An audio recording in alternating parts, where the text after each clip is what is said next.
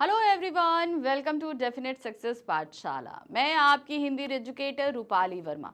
तो आज क्या कर रहे हैं भाई, आप सभी को पता है बोर्ड एग्जाम सर पे हैं एकदम। चाहे बोर्ड ले लीजिए, चाहे किसी भी क्लास के फाइनल एग्जाम ले लीजिए, सभी के एग्जाम सब सर पे आ चुके हैं। क्योंकि भाई जनवरी, फरवरी, मार्च ये 3 महीने पूरे टाइट रहते हैं एजुकेशन इंडस्ट्री में। कहने का मतलब है कि जी तोड़ मेहनत करनी है, बच्चों को भी, टीचर को भी, सबको बहुत सारा काम होता है। ठीक है, तो अब टीचर्स के पास काम क्या होता है, वो हमें सारी चीज़ें आपको प्रोवाइड करनी है। स्टूडेंट्स को काम होता है कि भाई बहुत सारी चीज़ों को लाइन अप करके हमें पढ़ना होता है, सब कुछ होता है। तो मैंने ये सोचा कि भाई हम सारी चीज़ों की तो प्रैक्टिस कर लेते हैं, लिटरेचर हो जाती है, व्याकरण हो जाती है हिंदी में, लेकिन सबसे ज़्यादा जो चीज़ जिसको निग्लेक्ट करते हैं वो है अपठित बोध। यानी कि जहाँ पर हम अपठित गद्यांश और पद्यांश पढ़ते हैं, उसकी प्रैक्टिस हम बिल्कुल भी नहीं करते। फिर इसका नतीजा ये होता है कि जब एग्जाम में, क्योंकि भाई जाहिर सी बात है जो चीज़ें हम पढ़ रहे हैं ये ज़रूरी नहीं है कि एग्जाम में आ जाए, क्योंकि साहित्य तो बहुत वृहत्त है। अब कौन सा चीज़ रख दिया जाता है हमें नहीं पता। तो उस कंडीशन में क्या होता है कि हम जब प्रैक्टिस नहीं किए होते हैं तो उस जगह हम पूरी तरीके से ब्लैंक हो जाते हैं। तो अपठित बोध यानी कि इसमें आती है दो चीजें, अपठित गद्यांश और अपठित पद्यांश, और ये 9th और 10th दोनों में ही आता है। तो मैंने ये सोचा कि चलिए इस बार आपकी थोड़ी सी इसकी प्रैक्टिस कराई जाए। तो अभी तक हमने अपना लेखन का जितना भी टॉपिक्स थे 9th-10th के, हमने उन सभी की प्रैक्टिस जी खोल के, जी भर के अच्छे से कर ली। करीबन 15-15, 20-20 क्वेश्चन हमने हर टॉपिक पे प्रैक्टिस करी है। अब हम करने के लिए आ गए हैं अपने अपठित बोध की प्रैक्टिस, जिसमें हम सबसे पहले इसको हमने 2 सेक्शन में डिवाइड कर दिया, क्योंकि ये 2 सेक्शंस में ही आता है। पहली चीज रहती है गद्यांश और दूसरी रहती है पद्यांश। तो आज का वीडियो टोटली हमारा अपठित गद्यांश है, जहां पर गद्य के पर आधारित प्रश्न पूछे जाएंगे। ठीक है, तो चलिए आज का वीडियो शुरू कर रही हूँ। क्लास 9th और 10th दोनों के लिए है।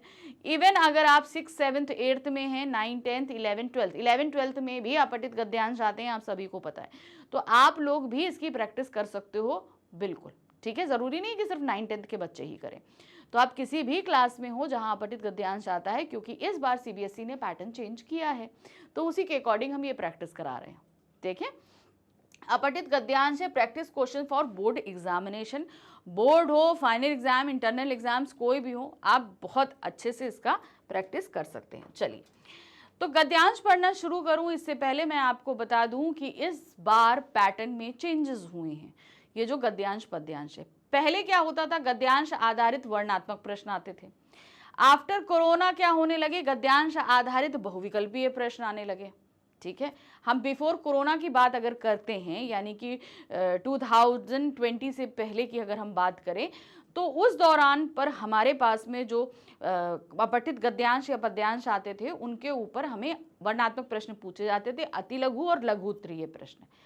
फिर कोरोना के बाद 2020 के बाद से जो भी हमारे पेपर हुए अभी तक 24 तक, उनमें सारे हमारे गद्यांश पद्यांश बहुविकल्पीय आधारित आते थे। लेकिन इस बार सीबीएसई ने बहुत स्मार्ट वर्क किया। उसने बिफोर कोरोना, आफ्टर कोरोना दोनों को मिला दिया। मतलब उसने क्या किया, अब आपके पास गद्यांश आए चाहे पद्यांश आए, बात कर रहे हैं हम गद्यांश की, तो गद्यांश में आपके पास बहुविकल्पीय प्रश्न भी आएंगे, अति लघु प्रश्न भी आएंगे और लघु उत्तरीय प्रश्न भी आएंगे। ठीक है, अब इसमें क्या होता है कि पहली बात तो यह है कि आप पहले कुछ उसकी प्रैक्टिस कर लो, लेकिन इसमें एक छोटी सी टिप दे रही हूँ, इस टिप को ध्यान रखना। जब आपके पास एग्जाम में अपठित गद्यांश या पद्यांश आए, पूरा गद्यांश पद्यांश पढ़ने में टाइम वेस्ट मत करना। सबसे पहले क्या आना, क्वेश्चंस पे आना, क्वेश्चन पढ़ना और फिर जाकर गद्यांश पद्यांश से आंसर ढूंढना, तो आप कम समय में और सटीक आंसर निकाल पाओगे। ठीक है, ये एक तरीका है। अब चूंकि अभी हम प्रैक्टिस करा रहे हैं, तो प्रैक्टिस करने के लिए हमेशा ध्यान रखिए, गद्यांश पद्यांश में 2 चीज़ें मस्ट रिक्वायर्ड होती हैं। पहली चीज़, पूरी तरीके से अपना ध्यान सिर्फ उस गद्यांश में रखो जिसे तुम पढ़ रहे हो। कुछ भी आसपास नहीं सोचो, नहीं देखो, क्योंकि जब आप पूरी तरीके से केंद्रित होंगे उस गद्यांश में, तो आप पूरी तरीके से उसे समझ पाओगे और फिर उसके आंसर भी निकाल पाओगे। दूसरी चीज़ें, फास्ट रीडिंग होनी चाहिए, जल्दी पढ़ना है और सब कुछ समझना है। और ये चीज़ें सिर्फ एक ही चीज़ से प्रैक्टिस हो सकता है, वो है प्रैक्टिस से। ठीक है, तो चलिए शुरू करें प्रैक्टिस। सबसे पहला गद्यांश है, निम्नलिखित गद्यांश को पढ़कर उस पर आधारित प्रश्नों के सर्वाधिक उपयुक्त विकल्प चुनकर लिखिए। तो अब यहाँ पर हमेशा एक चीज ध्यान रखिएगा कि जो भी गद्यांश आप पढ़ने के लिए प्रैक्टिस करने जा रहे हो उसे बहुत सावधानी से पढ़ना है, ठीक है, बहुत सावधानी से, क्योंकि आप प्रैक्टिस कर रहे हो, ठीक है।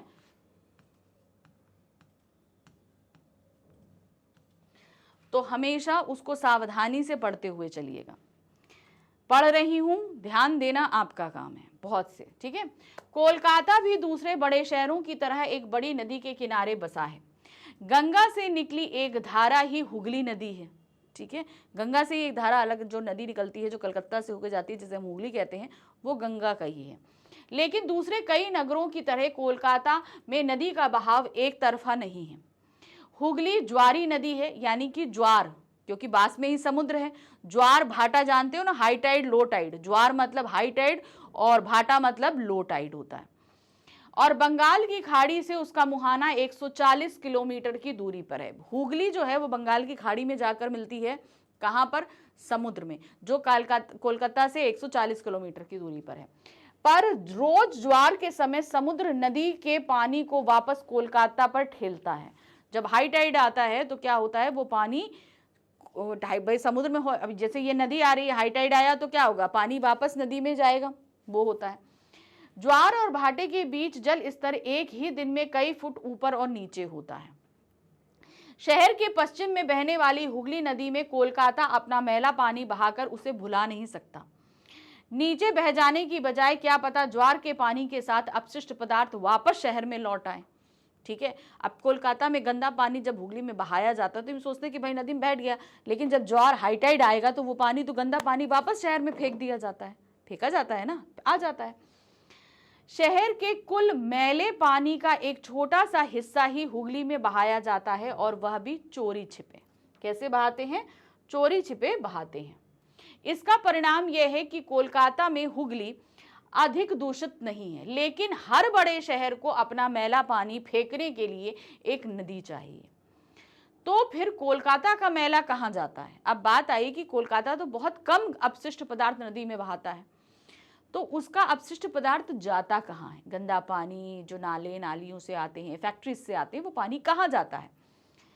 हुगली से उल्टी दिशा में शहर के पूर्व में बहने वाली एक छोटी सी नदी है कुल्टी गंग में। पर नदी तक पहुंचने के पहले इस मैले पानी के बड़े हिस्से का उपचार किया जाता है, यानी कि ट्रीटमेंट होता है, यानी कि इसको सफा किया जाता है। कुल्टी गंग में गिरने वाला मैला पानी उतना दूषित नहीं होता जितना वह शहर से निकलते समय होता है, यानी कि उसका ट्रीटमेंट करके उसे प्योरीफाई किया जाता है, मगर बहुत ज्यादा नहीं करके, पर इतना किया जाता है कि उसे वहां बहाया जा सके। यहाँ मैले पानी की सप्लाई का तरीका भी दूसरे शहरों से निराला है। कोई 30,000 एकड़ में फैले तालाब और खेत कोलकाता के कुल मैले पानी को 2/3 हिस्सा साफ कर देते हैं, ठीक है। तो इतना जो पानी गंदा आता है उसका कम से कम 2/3 जो है साफ कर दिया जाता है, 1/4 ही गंदा रह जाता है। यही नहीं, इससे कई हजार लोगों को रोजगार मिलता है। मैले पानी से मछलियां निकालना तथा सब्जियां और धान उगाना भी होता है। इसका एक कारण है यहाँ का अनूठा भूगोल, जो बना है गंगा के मुहाने पर होने वाले मिट्टी और पानी के प्राकृतिक खेल से। यानी कि जो है ना, जो पानी आता है ना, वो बहुत, जो पानी उससे जो है उपजाऊ बन जाती है मिट्टी वहाँ की। पता नहीं कब से गंगा की बड़ी धार यहाँ से बहकर बंगाल की खाड़ी में विसर्जित होती थी, पर यह संगम केवल गंगा और बंगाल की खाड़ी भर का नहीं रहा है। छोटी बड़ी कई नदियों की कई धाराएं हिमालय की मिट्टी गाद या खाद के रूप में लाकर यहाँ जमा करती रही हैं। कह सकते हैं कि यहाँ हिमालय और समुद्र मिलते हैं। अब हिमालय से उपजाऊ मिट्टी आती है नदियों के सहारे, हम सभी को पता है, और वो जब समुद्र में मिलती है तो उससे पहले बहुत बड़ा डेल्टा बनता है। उस डेल्टा के आसपास इतनी उपजाऊ मिट्टी इकट्ठा हो जाती है जो कि बहुत ही ज़्यादा अच्छी होती है, ठीक है। अब इस पर आधारित हमारे पास प्रश्न है। अब जैसे मैंने बोला कि आपका इस साल पैटर्न चेंज किया गया, इसमें आपके पास अति लघु प्रश्न भी मिलेंगे, लघु भी मिलेंगे, और साथ ही साथ बहुविकल्पीय भी मिलेंगे। सारे प्रश्नों की प्रैक्टिस होगी आपकी। चलिए देखते हैं। तो पहला प्रश्न जो आ रहा है वो हमारा क्या है, कोलकाता में बहने वाली किन किन नदियों का उल्लेख अनुच्छेद में हुआ है। दो नदियां हैं, हुगली और कुल्टीगंग। ठीक है, चलिए देखें यहाँ पर क्या है, कोलकाता में बहने वाली हुगली, गंगा, कुल्टीगंग नदियों का उल्लेख अनुच्छेद में हुआ है। तो ये तो हमारा अति लघु प्रश्न हो गया, एक ही लाइन का है। नेक्स्ट आते हैं, कुल्टीगंग में गिरने वाला कोलकाता का मैला पानी उतना दूषित क्यों नहीं होता, क्योंकि उससे पहले 30,000 एकड़ के खेत और मैदानों में उस मैले पानी का जो है वो क्या कर दिया जाता है, उसको पूरा साफ कर दिया जाता, 2/3 तक साफ कर दिया जाता है, इसलिए वो इतना गंदा नहीं रहता है। कुल्टीगंग में गिरने वाला मैला पानी उतना दूषित नहीं होता। यहाँ मैले पानी की सफाई का तरीका भी दूसरे शहरों से निराला है, यानी कि दूसरे शहरों से अलग है। नदी में पानी गिरने से पूर्व खेतों और तालाबों में उपचारित कर दिया जाता है, यानी कि उसका ट्रीटमेंट कर दिया जाता है, यानी कि उसके 2/3 पानी को साफ कर दिया जाता है। अब ये हमारा लघुत्तरीय प्रश्न था। ठीक, नेक्स्ट आते हैं। अब जैसे मैंने बताया कि मल्टीपल चॉइस क्वेश्चंस भी हैं। ठीक है, तो चलिए देखें क्या दिया गया है। कथन ए और कारण आर को पढ़कर उपयुक्त विकल्प चुनिए।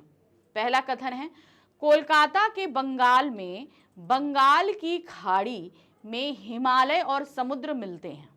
ठीक है, अब हिमालय और समुद्र आखिरी पंक्ति में था ना, हिमालय और समुद्र मिलते हैं। ठीक है, यहाँ गंगा और अन्य नदियां मिट्टी, गाद और साद इकट्ठा करती हैं।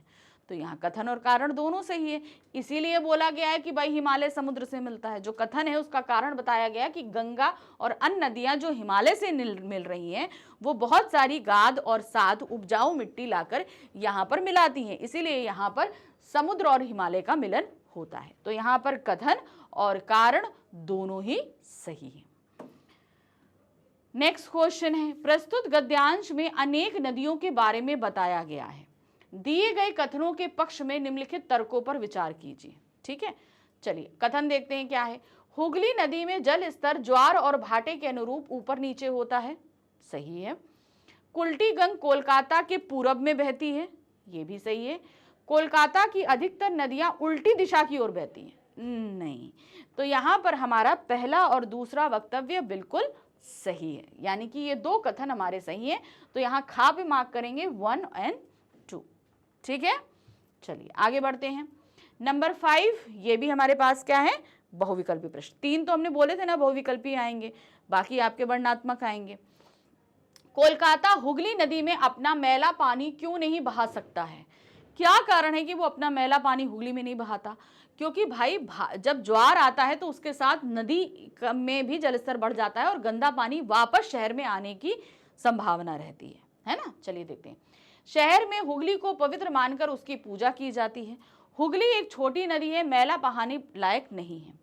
हुगली में समुद्र पानी वापस भेजता है, अपशिष्ट लौट सकता है। हुगली पश्चिम में बहती है, अपशिष्ट उस ओर लाना कठिन है। तो सही इसका रीजन क्या है, वो है हुगली में समुद्र पानी वापस भेजता है, अपशिष्ट लौट सकता है, यानी कि जब ज्वार आता है तो पानी नदी का वापस आता है, इस कारण से उसमें हम मैला पानी नहीं बहा सकते हैं, क्योंकि वो वापस जो है क्या करेगा, शहर में ही फेंक देगा। ठीक, तो ये हो गया पहला गद्यांश। अब आ जाते हैं दूसरा गद्यांश। जैसे हमने पहला ध्यान से पढ़ा वैसे ही हमें दूसरा भी ध्यान से पढ़ना है और प्रश्नों के उत्तर देने हैं। क्या है, बहुत से विद्वानों और चिंतकों ने इस बात को लेकर चिंता प्रकट की है कि भारतीय समाज आधुनिकता से बहुत दूर है और भारत के लोग अपने आप को आधुनिक बनाने की कोशिश भी नहीं कर रहे हैं। यानी भारतीय आधुनिकता से दूर है लेकिन हम आधुनिक बनने की कोशिश भी नहीं कर रहे हैं। नैतिकता, सौंदर्य बोध और अध्यात्म के समान आधुनिकता कोई शाश्वत मूल नहीं है। शाश्वत मूल का मतलब जो था, है और हमेशा रहेगा। वह कई चीजों का एक सम्मिलित नाम है। औद्योगिकरण आधुनिकता की पहचान है। साक्षरता का सर्वव्यापी प्रसार आधुनिकता की सूचना देता है। नगर सभ्यता का प्राधान्य आधुनिकता का गुण है। सीधी सादी अर्थव्यवस्था मध्यकालीनता का लक्षण है। आधुनिक देश वह है जिसकी अर्थव्यवस्था जटिल और प्रसारणशील हो। ध्यान रखना, आधुनिक वो है कि जहां पर आप चीजों को बहुत जटिल कर रहे हैं लेकिन उसे आसानी से प्रसारित कर रहे हैं और जो टेक ऑफ की स्थिति को पार कर चुकी हो। आधुनिक समाज मुक्त और मध्यकालीन समाज बंद होता है। ध्यान रखना, आधुनिक समाज क्या होता है? मुक्त होता है, जबकि मध्यकालीन समाज बंद होता है, क्योंकि ये सोच का फर्क होता है। आधुनिकता में आपको सब कुछ सारी चीजों को, सारी संस्कृतियों को ग्रहण करने की आजादी होती है, मगर मध्यकालीन समाज में आपके ऊपर रूढ़ियां, परंपराएं होती हैं, जिसके कारण आपको हर एक चीज एक्सेप्ट करने की परमिशन नहीं होती है। बंद समाज वह है जो अन्य समाजों के प्रभाव ग्रहण नहीं कर सकता, यानी कि मध्यकालीन समाज। दूसरे समाज में प्रभाव, उसे हम ग्रहण करने की हमें परमिशन नहीं है। जो अन्य सदस्यों को भी धन और संस्कृति की दीर्घा के ऊपर उठने की खुली छूट नहीं देता है। जो जाति प्रथा और गोत्रवाद से पीड़ित है, जो अंधविश्वासी, गतानुतिक और संकीर्ण है, यानी कि वो जो हमारी रूढ़ियां हैं, परंपराएं हैं, उनमें जकड़ा हुआ समाज हमारा मध्यकालीन समाज कहलाता है। आधुनिक समाज में उन्मुक्ता है। उन्मुक्ता मतलब आजादी है, आप सब कुछ ग्रहण कर सकते हो। उस समाज के लोग अन्य समाजों के लोगों से मिलने जुलने में नहीं घबराते, ना वे उन्नति का मार्ग खास जातियों और खास गोत्रों के लिए सीमित रखते हैं। यानी कि यहाँ पर आप जो है दूसरे समाजों को अपना सकते हैं, उनकी संस्कृतियों को अपना सकते हैं, उनकी तरीके से चल सकते हैं, इस चीज़ की आज़ादी होती है। आधुनिक समाज सामरिक दृष्टि से भी बलवान समाज होता है। जो देश अपनी रक्षा के लिए भी लड़ने में असमर्थ है, उसे आधुनिक कहलाने का कोई अधिकार नहीं है। यानी कि वो समाज जो अपनी आवश्यकताओं, अपनी ज़रूरतों के लिए लड़ नहीं सकता, उसे हम आधुनिक नहीं कह सकते। आधुनिक समाज के लोग आलसी और निकम्मे नहीं होते, पहली चीज़ ये। आधुनिक समाज का एक लक्ष्य है कि उनकी हर आदमी के पीछे होने वाली आय अधिक हो। आधुनिक समाज में ये होता है कि अगर हम आलसी हुए तो यानी कि हम काम नहीं कर रहे हैं। आधुनिक समाज में हर समय, हर जगह प्राथमिकता होती है प्रगति और विकास की। तो पर व्यक्ति आय अच्छी खासी होनी चाहिए, उसके हर आदमी के पास कोई धंधा या काम होता है, और अवकाश की शिकायत प्रायः हर एक को रहती है। यानी कि जो आधुनिक समाज का व्यक्ति है ना, वो क्या होगा, उसे लगेगा अरे मुझे छुट्टी मिल जाए, छुट्टी मिल जाए, वो शिकायत उसे हर पल बनी रहती है। चलिए, अब इस पर फिर से वैसे ही प्रश्न हैं, 5 प्रश्न दिए गए हैं। 3 आपके जो हैं वो बहुविकल्पीय हैं और एक अति लघु होगा, 2 लघु होंगे। ठीक है, चलिए देखते हैं क्या है। गद्यांश के आधार पर सही तथ्य को चुनिए। पहला है, आधुनिक समाज मुक्त तथा मध्यकालीन समाज खुला होता है। नहीं, मध्यकालीन समाज बंद होगा, हमेशा ध्यान रखना। आधुनिक समाज बंद और मध्यकालीन समाज मुक्त, ये भी गलत है। आधुनिक समाज मुक्त तथा मध्यकालीन समाज बंद होता है, ये सही है। आधुनिक समाज उन्मुक्त और मध्यकालीन समाज जड़ होता है, नहीं। तो यहाँ पर जो सही ऑप्शन है वो है आपका ग। नेक्स्ट आते हैं, नैतिकता, सौंदर्य बोध और अध्यात्म के समान कौन शाश्वत मूल्य नहीं है। ठीक है, तो शाश्वत मूल्य कैसे उन्होंने बताया था, एक लाइन में डिस्क्राइब किया था, उसे आप यहाँ लिखोगे। नैतिकता, सौंदर्य बोध और अध्यात्म के समान आधुनिकता कोई शाश्वत मूल्य नहीं है। आधुनिकता कोई शाश्वत मूल्य नहीं है, क्यों? क्योंकि भाई इसमें बदलाव होगा। आज जो आधुनिकता जिस पैमाने पर खड़ी की गई है, आगे चलकर आधुनिकता के कोई और पैमाने हो जाएंगे, कुछ और नियम हो जाएंगे, कुछ और कायदे हो जाएंगे, यानी कि चीजें बदल जाएंगी। सिंपल सी एक चीज है ना। तो इस तरीके से चीजें बदलती रहती हैं। नेक्स्ट है, कथन ए और कारण आर को पढ़कर उपयुक्त विकल्प की। तो अब हमारे पास कथन और कारण आधारित प्रश्न है। पढ़ें कथन। कथन है, विद्वानों और चिंतकों ने चिंता व्यक्त की है। क्या? भारतीय समाज में ना सिर्फ आधुनिकता दूर है, बल्कि उसको लाने के प्रयास भी नहीं हो रहे हैं। तो ये तो में सही है, ये बात कही भी गई है और उसका कारण भी सही है। तो यहाँ पर कथन ए और कारण आर दोनों सही है। कथन में जो चिंता है, वो चिंता ये है कि भारतीय समाज में आधुनिकता है भी नहीं और ना ही कोई लाने का प्रयास कर रहा है। ठीक।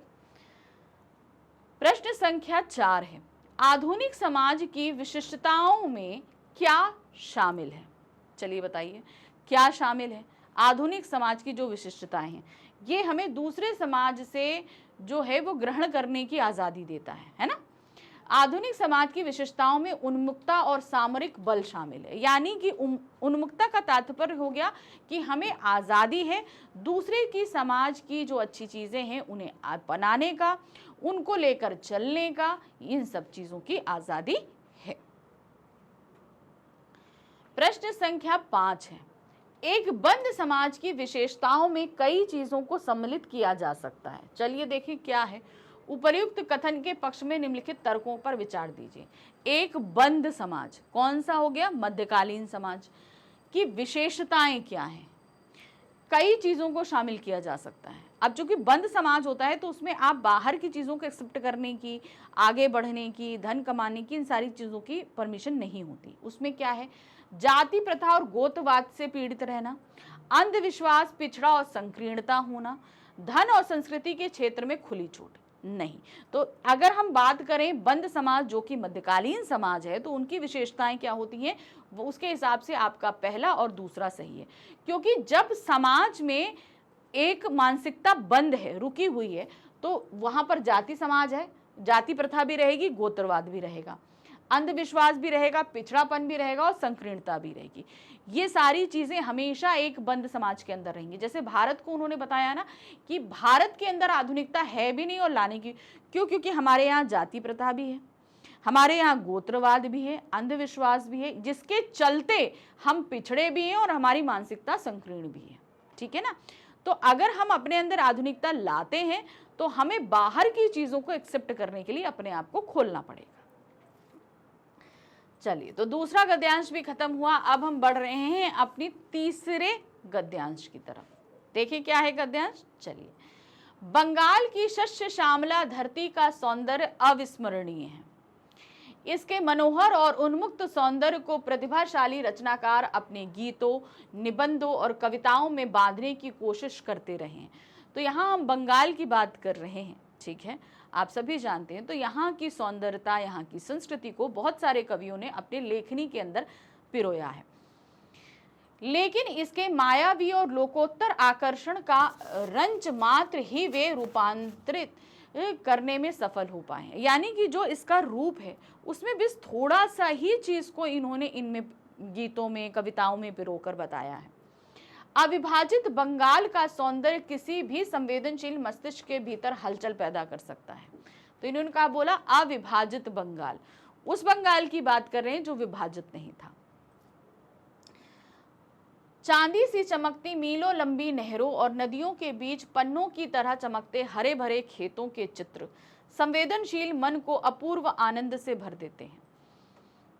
हरे भरे खेतों में पके दानों की लहलहाती सुनहरी फसल, हवा में फुसफुसाते लंबे ताड़ के वृक्ष और शाल की पत्तियों की बहती हुई मंद मंद हवा, कंचनजंगा के उन उतंग शिखर, सुंदरवन के घने जंगल, दीघा के सुंदर रेतीले तट और उत्तर बंगाल के हरे भरे चाय के बागान आंखों में रचे बसे हैं। तो बंगाल में इतनी खूबसूरती है जिसको इन्होंने कुछ शब्दों में बांटने की कोशिश करी है कि इन शब्दों में वो बांध लें, लेकिन ऐसा हो नहीं पाया। आप में से जो भी बंगाल गया होगा वहां की खूबसूरती से अच्छी तरह वाकिफ होगा। ठीक, प्राकृतिक छटाओं से भरी पूरी यह धरती युगों से महान लेखकों, कवियों और कलाकारों को प्रेरित करती रही है। इस अनोखे वरदान के केवल वही पात्र हैं जिन्हें इस धरती पर पैदा होने का सौभाग्य मिला। यानी कि जो इस धरती में पैदा हुए वो इस सुंदरता को बहुत अच्छी से भोग रहे हैं, अथवा वे हैं जो अविभाजित बंगाल में रह चुके हैं, या वो लोग जो इस अविभाजित बंगाल में रहे हैं। तो ये बंगाल की जो पृष्ठभूमि है, जो भूमि है, ये बहुत सुंदर है, बहुत प्यारी है। उसी का वर्णन इस पूरे गद्यांश में किया गया है। चलिए देखें अब इसमें प्रश्न क्या है। सबसे पहले आए हमारे पास बहुविकल्पीय प्रश्न, यानी कि मल्टीपल चॉइस क्वेश्चन। संवेदनशील मन को अपूर्व आनंद से कौन भर देता है?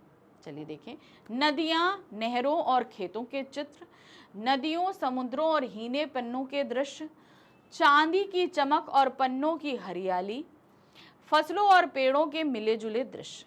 तो यहाँ पर कौन सी चीज ऐसी जो संवेदनशील को अपूर्व आनंद से भरती है? वो है आपकी नदियों, नहरों और खेतों के चित्र, जो कि बहुत सारे चित्रकारों ने, कवियों ने अपने में उतारे हैं, चाहे शब्द चित्र के माध्यम से, चाहे ब्रश या कलर्स के माध्यम से, उन सभी के माध्यम से उतारने की कोशिश करी है। प्रश्न संख्या 2 है, लेखक की दृष्टि में बंगाल की शस्य श्यामला धरती का सौंदर्य कैसा नहीं है? ठीक है, तो कैसा नहीं है आपको बताना है। देखिए, लेखक की दृष्टि से बंगाल की शिष्य श्यामला धरती का सौंदर्य मायावी, आकर्षक और अविस्मरणीय है, ना कि असामान्य है। समझ में आया? तो ये अविस्मरणीय यानी कि सौंदर्य को हम देख लेंगे तो हम भुला नहीं सकते, लेकिन असामान्य का मतलब अटपटा नहीं है।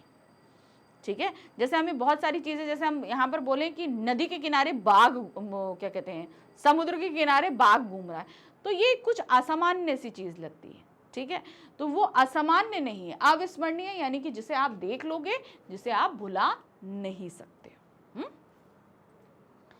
निम्नलिखित में कौन सा युग्म गद्यांश के आधार पर सही है? फसल धनी है, समुद्र तट रेतीले हैं, कंचनजंगा मंद हवाएं, चाय के बाग सुनहरे हैं। तो अब आपको बताना है कौन सा जो सही है, वो है आपका समुद्र तट रेतीले हैं। जो चीजें आपको गद्यांश में बताई गई उस हिसाब से आपको सटीक युग्म ढूंढना था, तो उसके हिसाब से समुद्र तट को रेतीला बताया गया है। प्रश्न संख्या 4 आपका कथन और कारण आधारित है। देखिए क्या है, बंगाल की भूमि के विषय में कथन और कारण की सत्यता स्थापित कीजिए, परखिए। ठीक है, क्या है देखिए, कथन है, यह धरती युगों से महान लेखकों, कवियों और कलाकारों को प्रेरित करती रही है। कथन तो सही है। कारण आते हैं, यह धरती युगों से प्राकृतिक छटाओं से भरपूर रही है। तो कारण भी सही है, यानी कि ये पूरी धरती प्राकृतिक छटाओं से भरपूर रही है, इसीलिए इसने कवियों, लेखकों और कलाकारों को अपनी तरफ आकर्षित किया है कि वो उस पर कार्य करें। तो यहाँ पर कथन और कारण दोनों ही सत्य हैं। प्रश्न संख्या 5 आते हैं, इस गद्यांश का केंद्रीय विषय बंगाल है। ठीक है, बिल्कुल सही है। चलिए देखते हैं, उपर्युक्त कथन के पक्ष में निम्नलिखित तर्कों पर विचार करिए। भाई बात सही है, यहाँ पर बंगाल के बारे में तो बात हुई है, लेकिन कुछ कथन दिए गए, हमें देखना पड़ेगा क्या है। बंगाल में बिताए दिनों के कारण ऐसा है। नेक्स्ट है, प्रकृति के मनुष्य के ऊपर पड़ने वाले प्रभावों के कारण है। अविभाजित बंगाल की धरती के सौंदर्य के कारण है।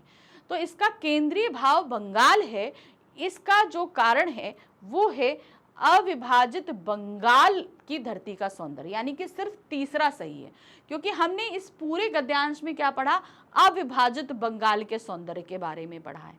ठीक है, हमने यहाँ पर ये तो पढ़ा नहीं कि भाई वहां पर हमने बहुत सारे दिन बताए इसलिए हमने इसका केंद्रीय भाव हमने यहाँ पर बंगाल का वर्णन किया, नहीं, ना ही मनुष्य के ऊपर इसका प्रभाव पड़ा। हमने ये देखा कि अविभाजित बंगाल का सौंदर्य यहाँ पर प्रकट किया गया है, वो बहुत खूबसूरत है, इसलिए यहाँ पर सिर्फ तीसरा कथन ही सही होगा। ठीक है, अब हमारे पास में है हमारा चौथा गद्यांश। क्या दिया गया है, फिर से हमें गद्यांश को पढ़ना है। बहुविकल्पीय प्रश्नों में सर्वाधिक उपयुक्त जो आंसर है वो चुनने हैं, और इसके अलावा जो हमारे लघु अति लघु आ रहे हैं उनके आंसर देने हैं। ठीक, देखिए क्या है, घर जैसा छोटा सा शब्द भावनात्मक दृष्टि से बहुत विशाल होता है, क्योंकि हम सभी इमोशनली उससे बहुत अटैच होते, होगा छोटा सा, लेकिन जो पीस और रिलैक्स हमें अपने घर में मिलता है, इसी के लिए उसको भावनात्मक दृष्टिकोण से कहा गया है। इस आधार पर मकान, भवन, फ्लैट, कमरा, कोठी, बंगला आदि इसके समानार्थी बिल्कुल भी नहीं लगते हैं। यानी कि आप चाहे जितना बड़ा घर ले लीजिए, कुछ भी कर लीजिए, लेकिन अगर आपको उस घर में सुकून मिलता है तो ही वो घर है। मकान, फ्लैट, बंगला, कोठी तब तक घर नहीं बनता जब तक हम उससे भावनात्मक तौर पर जुड़ते नहीं हैं, क्योंकि इनका सामान्य अर्थ दीवारों, छतों, बाहरी व आंतरिक साज सज्जा तक ही सीमित है। तो अगर हम बात कर रहे हैं मकान, भवन, फ्लैट, कमरा, कोठी, बंगला का, तो ये सिर्फ दीवारें हैं, छत हैं, इनकी साज सज्जा से बना हुआ है। जबकि घर प्यार, भरोसे और रिश्तों की मिठास से बनता है। एक आदर्श घर वही है जिसमें प्रेम व भरोसे की दीवारें, आपसी तालमेल की छतें, रिश्तों की मधुरता से खिले खिले रंग, स्नेह, सम्मान व संवेदनाओं की सज्जा हो। घर में भावनात्मकता है, वह भावनात्मकता है जो संबंधों को महका कर परिवार को जोड़े रखती है। तो यहाँ पर वो भावनात्मकता जो कि हम सभी को एक दूसरे से जोड़ती है, माँ बाप, भाई बहन, दादा दादी, ये सब जो मिलकर एक घर बनता है, वो एक दूसरे के प्यार और स्नेह से बनता है। यह बात हमें अच्छी तरह याद रखनी चाहिए कि जब रिश्ते महकते हैं तो घर महकता है। प्यार अटखेलियां करता है तो घर अटखेलियां करता है। रिश्तों का उल्लास घर का उल्लास होता है। इसीलिए रिश्ते हैं तो घर है, और रिश्तों के बीच बहता प्रेम घर की नींव है। यह नींव जितनी मजबूत होगी घर उतना ही मजबूत होगा। कहने का मतलब हमारे घर में जितने भी रिश्ते हैं उनसे अगर हमारा प्रेम, हमारा स्नेह उनके साथ जितना गहरा है, इस घर में की नींव दीवारें उतनी मजबूत होती चली जाती हैं। ना जाने क्यों आज का मनुष्य संवेदनाओं से दूर होता जा रहा है। उसके मन की कोमलता कठोरता में बदल रही है। दिन रात कार्य में व्यस्त रहना और धनोपार्जन की अति तीव्र लालसा से उसके अंदर मशीनियत बढ़ रही है। यानी कि हर चीज को हम पैसा चाहते हैं, पैसे के लिए लगातार काम करना है। और पैसा हमें क्यों चाहिए? क्योंकि हमें हमारी जो इच्छाएं हैं वो बढ़ती जा रही हैं, और एक हम मशीन की तरह चलने लगे हैं। सुबह से लेकर शाम तक घड़ी के हिसाब से चलते रहते हैं। इसीलिए उसके लिए घर के मायने बदल रहे हैं, उसकी अहमियत बदल रही है। इसी कारण आज परिवार में आपसी कलह, द्वंद्व आदि बढ़ रहे हैं। आज की पीढ़ी प्राइवेसी यानी कि व्यक्तिगतता बोल देते हैं ना कि डोंट इंटरफेयर माय प्राइवेसी। तो वो प्राइवेसी क्या है? पहले ऐसा शब्द पहले तो होता नहीं था। आजकल के समय में ये क्यों डेवलप हो रहा है? कारण है कि हम सब कहीं ना कहीं एक दूसरे से दूर होते जा रहे हैं, के नाम पर एकाकीपन में सुख खोज रही है। उसकी सोच मेरा कमरा मेरी दुनिया तक सिमट गई है। एक छत के नीचे रहते हुए भी हम एकाकी होते जा रहे हैं। काश सब घर की अहमियत समझें और अपना अहंग हटाकर घर को घर बनाए रखने का प्रयास करें। तो जो घर है वो आपसी प्रेम स्नेह से बनता है। ये चीज इस गद्यांश में बताई गई है। लेकिन आधुनिकता के साथ ये प्रेम स्नेह कहीं ना कहीं हमारी प्राइवेसी के नाम पर बलि चढ़ते जा रहे हैं, और हम एक ही घर में अलग अलग कमरों में एक अपना अलग अलग मकान बसा रहे हैं। तो ये एक बहुत ही जो है विडंबना है। समझना चाहिए कि घर जो है वो दीवारों से, छतों से नहीं बनता, वो आपसी प्रेम से बनता है। अब इस पर आधारित प्रश्न है। पहला प्रश्न है, भावनात्मक दृष्टि से घर जैसे छोटे से शब्द की विशालता में निहित है। क्या निहित होता है? घर जैसे छोटे से शब्द में क्या चीज निहित है? कथन पढ़कर सही विकल्प चयन करिए। देखिए, प्रेम, विश्वास, नातों की का माधुर्य व संवेदनाएं। नेक्स्ट है, आकर्षक बनावट, सुंदर लोग, वैभव व संपन्नता, सुंदर रंग संयोजन, आंतरिक सजावट एवं हरियाली, स्नेह, सम्मान, सरसता, संवेदनाएं, संपन्नता व साज सज्जा। तो घर के अंदर जो चीजें विशालता के साथ समेटती हैं उसके हिसाब से कथन संख्या 1 और आपका यहाँ पर बिल्कुल सही है। अब देखिए, यहाँ पर एक चीज है, लास्ट वाला मुझे सही लग रहा था लेकिन सिर्फ एक चीज की वजह से गलत हो गया। क्या हुआ? स्नेह होता है, सम्मान होता है, सरसता होती है, संवेदनाएं होती हैं, लेकिन संपन्नता व साज सज्जा से घर नहीं बनता। संपन्नता और साज सज्जा से मकान बनता है, बंगला बनता है, कोठी बनती है। लेकिन प्रेम, विश्वास, नातों और माधुर्य की संवेदनाओं से बनता है घर। इसलिए यहाँ पर सिर्फ पहला कथन ही सही है। एक पल को मुझे भी लगा था कि शायद चौथा वाला कथन सही है, लेकिन ऐसा नहीं था। नेक्स्ट आते हैं, सामान्य रूप में मकान, भवन, फ्लैट, कमरा, कोठी आदि शब्दों का संबंध किससे है? दीवारों से, छत से, सज्जा, साज सज्जा से, इन सारी चीजों से संबंध रहता है। ठीक है ना? देखिए क्या है, सामान्य रूप से मकान, भवन, फ्लैट, कमरा, कोठी आदि शब्दों का संबंध बनावट व सजावट से रहता है। बनावट किस तरीके से बनाया गया है, सजावट उसका डेकोरेशन किस तरीके से है, इस पर डिपेंड करता है। आज की पीढ़ी का सुख एकाकिता में दिखाई दे रहा है। एकांकिता मतलब आपका प्राइवेसी। उपर्युक्त कथन के पक्ष में निम्नलिखित तर्कों पर विचार करिए। चलिए देखते हैं क्या तर्क है। निजी जीवन के कारण, ठीक है, हमारा अपना निजी जीवन, बिना मेहनत के सब कुछ मिल जाने के कारण, परिवार से अधिक जुड़ाव के कारण। तो यहाँ पर जो कथन सही है कि ये एकाकीपन जो है वो क्यों दिखाई दे रहा है, इसका सबसे बड़ा कारण है आपका यहाँ कथन संख्या 2 वो जो है। अच्छा एक मिनट, आज की पीढ़ी का सुख एकाकिता में दिखाई दे रहा है, बिल्कुल सही। निजी जीवन, मेरे निजी जीवन के कारण, ओके, यानी कि मेरी प्राइवेसी है ना। एकांकीपन का मतलब क्या हुआ? मेरी प्राइवेसी। प्राइवेसी का मतलब क्या हुआ? निजी जीवन, मेरा अपना। ठीक है, वैसे बिना मेहनत के कुछ मिल जाना, जो आप सेकंड वाला आप जो देख रहे हो, यहाँ पर कहीं ना कहीं एक ये कारण भी मुझे समझ में आता है, क्योंकि अगर आज के समय में थोड़ा सा कुछ मेहनत करके बच्चों को करने के लिए दिया जाए तो शायद ये प्राइवेसी नाम का भूत उनके सर से उतरेगा। ठीक है, तो यहाँ पर हम पहला वाला ऑप्शन बिल्कुल सही कह रहे हैं। गद्यांश में प्रेम को घर का क्या बताया गया है? क्या है? प्रेम जो है वो घर की नींव होती है, आधार जिसे बोलते हैं। गद्यांश में प्रेम को घर का आधार बताया गया है। प्रश्न संख्या 5 है कथन और कारण आधारित। कथन ए और कारण आर को पढ़कर उपयुक्त विकल्प चुनिए। कथन ए है आदमी के अंदर संवेदनाओं की जगह मशीनियत बढ़ती जा रही है। ठीक है, ये बात तो थी हमारे पास गद्यांश में। अब कारण देख लेते हैं। व्यस्तता और अर्थोपार्जन यानी कि आपकी इनकम बढ़ाना की अति महत्वाकांक्षा ने उसे यहां तक पहुंचा दिया है। बिल्कुल सही है, तो यहां पर कथन ए सही है और कारण आर उसकी सही व्याख्या कर रहा है। तो हम जो मशीनियत भरी जिंदगी जी रहे हैं ना, उसका सबसे बड़ा कारण है कि हम व्यस्त हैं। और वो व्यस्तता क्यों है? क्योंकि हम ज़्यादा से ज़्यादा धन अर्जित करना चाहते हैं, इसीलिए हमारा जीवन मशीनियत बढ़ती जा रही है।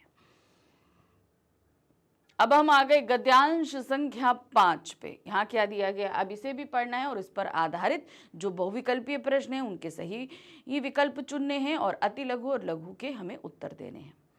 19वीं शताब्दी से पहले मानव और पशु दोनों की आबादी भोजन की उपलब्धता तक तथा प्राकृतिक विपदाओं आदि के कारण सीमित रहती थी। यानी कि जितनी उपलब्धता है वहां तक सीमित रहे और फिर उसके बाद जो प्राकृतिक विपदाएं आती थी उसके कारण अगर वो बढ़ती भी थी तो ये सीमित हो जाती थी। कालांतर में जब औद्योगिक क्रांति के कारण मानव सभ्यता की स्मृति में भारी वृद्धि हुई तब उसके परिणाम स्वरूप कई पश्चिमी देश ऐसी बाधाओं से लगभग अनिवार्य रूप से मुक्त हो गए। अब जब हमने औद्योगिक क्रांति करी विकास के नाम पर तो बहुत सारे देश ऐसे हो गए जहां पर उपलब्धता नहीं है, लेकिन तब भी उन्होंने आयात और निर्यात का एक तरीका ऐसा अपनाया जिसके चलते जो एक भोजन की उपलब्धता के कारण जनसंख्या कंट्रोल थी वो अब हट गई। अब उस चीज से हम मुक्त हो गए थे। इससे वैज्ञानिकों ने अंदाजा लगाया कि अब मानव जनसंख्या विस्फोटक रूप में बढ़ सकती है, यानी कि बहुत तेजी से बढ़ सकती है। परंतु इन देशों में परिवारों का औसत आकार घटने लगा। ठीक, क्या हुआ? जो परिवार हैं उनका औसत आकार घटने लगा और जल्द ही समृद्धि और प्रजनन के बीच एक उल्टा संबंध प्रकाश में आया। भाई अभी हम लोग सोच रहे थे कि एकदम से बहुत ज्यादा बढ़ेगा, लेकिन क्या हुआ? इसके विपरीत हुआ।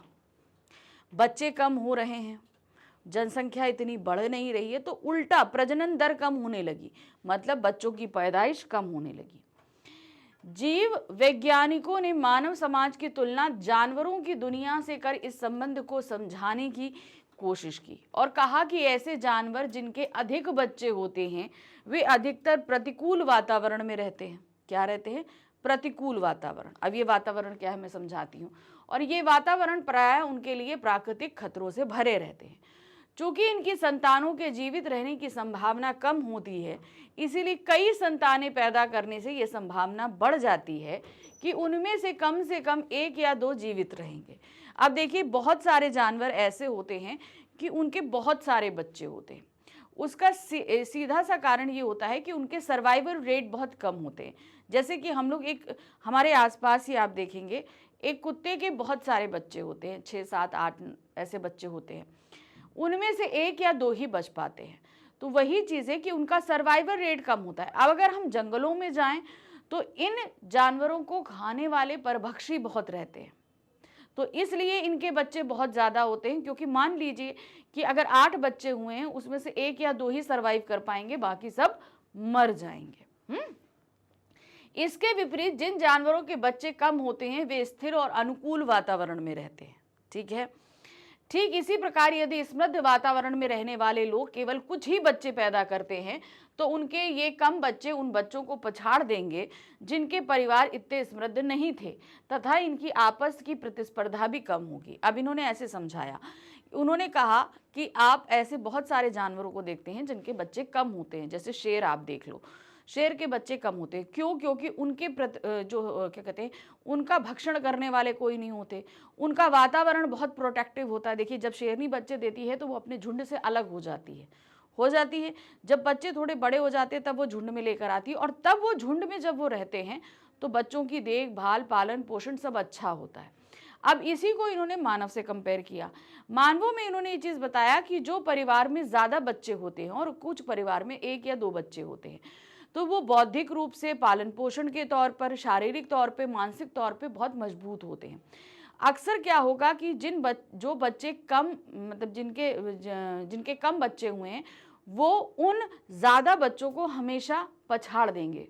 यानी कि कम बच्चे जहां हुए हैं वो हमेशा आगे रहेंगे, क्योंकि वो मानसिक और शारीरिक तौर पे मजबूत हैं। उनको एक अच्छा अनुकूल वातावरण मिला है, जिसके चलते उनकी बौद्धिक क्षमता अच्छी डेवलप हुई है, उनकी परवरिश अच्छी होती है। इस सिद्धांत के आलोचकों का तर्क है कि पशु और मानव व्यवहार की तुलना नहीं की जा सकती। वे इसके बजाय ये तर्क देते हैं कि सामाजिक दृष्टिकोण में परिवर्तन इस घटना को समझाने के लिए पर्याप्त नहीं है। यानी कि जो चीज कही जा रही है वो अभी ऐसे पर्याप्त नहीं है। श्रम आश्रित परिवारों में बच्चों की बड़ी संख्या एक वरदान के समान होती है, जहां पर मजदूरी हो रही है। जैसे आप देखते हैं कि एक मजदूर के यहाँ, एक भिखारी के यहाँ, एक गरीब के यहाँ जितने बच्चे होंगे उनके वर्किंग हैंड बढ़ते हैं। तो इस तरीके से अगर उस परिवार में 10 बच्चे हैं तो कमाने वाले 10 लोग हैं, तो अर्निंग भी उतनी ज्यादा होगी। ये बात हो जाती है। वे जल्दी काम पर परिवार की आय बढ़ाते हैं। जैसे जैसे समाज समृद्ध होता जाता है, वैसे वैसे बच्चे जीवन में लगभग पहले 25-30 सालों तक शिक्षा ग्रहण करते हैं। जीवन के प्रारंभिक वर्षों में उर्वरता अधिक होती है तथा देर से विवाह के कारण संतानों की संख्या कम हो जाने की संभावना बनी रहती है। अब क्या होता है, उन्होंने बताया कि जब उन्होंने ये चीज़ नोटिस करी ना कि भाई परिवारों में क्या हुआ, उन्होंने सोचा था कि भाई जिस तरीके से हमारी औद्योगिक क्रांति हो रही है, हमारी उपलब्धता खाने की बढ़ रही है, हमारी चीज़ें, मतलब हमको उतनी चीज़ें मौजूद हो रही हैं, तो जनसंख्या बढ़ेगी। लेकिन इसके विपरीत हुआ। इसका कारण ये था कि भाई ज़्यादा एज तक तो लोग काम ही कर रहे हैं, ज़्यादातर उनकी व्यस्तता है। अब इसको ऐसे समझिए, पहले क्या होता था, 18-20 साल में शादी हो जाती थी, ठीक है, 20-22 साल में बच्चे हो गए, क्योंकि उस समय प्रजनन क्षमता ज़्यादा रहती थी। मतलब आप ये समझिए कि 30-32 साल तक प्रजनन क्षमता अच्छी होती है, तो उस समय तक बच्चे सबके हो जाया करते थे। लेकिन अब क्या है, 30-35 साल तक तो हम जॉब ही कर रहे हैं, 35 साल के बाद अगर क्या कहते हैं शादी कर रहे हैं, तो बच्चे होने में आप 37-38 साल लग रहा है। तो इससे क्या हो रहा है, अब तक तो प्रजनन क्षमता कम हो चुकी है, तो इस वजह से परिवारों में बच्चे कम होने लगे थे। तो वही चीज उन्होंने बताई है कि शुरुआती समय में प्रजनन क्षमता ज्यादा रहती है, जिससे जो है बच्चे ज्यादा हो जाते हैं। तो जिन परिवारों में बच्चे ज्यादा होते हैं उनकी शादियां भी जल्दी होती हैं, और फिर उनकी उतनी ही जल्दी बच्चे भी हो जाते हैं। चलिए, अब इस पर प्रश्न है। पहला है, कथन ए और कारण आर को पढ़कर उपयुक्त विकल्प चुनिए। ठीक है, सही विकल्प हमें चुनना है। कथन ए है, उपर्युक्त गद्यांश का प्राथमिक उद्देश्य परिवार से संबंधित है। ठीक है। कारण है, परिवार का आकार बढ़ी हुई समृद्धि से घटता है। इस तथ्य को समझाने के लिए 2 वैकल्पिक सिद्धांत प्रस्तुत किए गए हैं।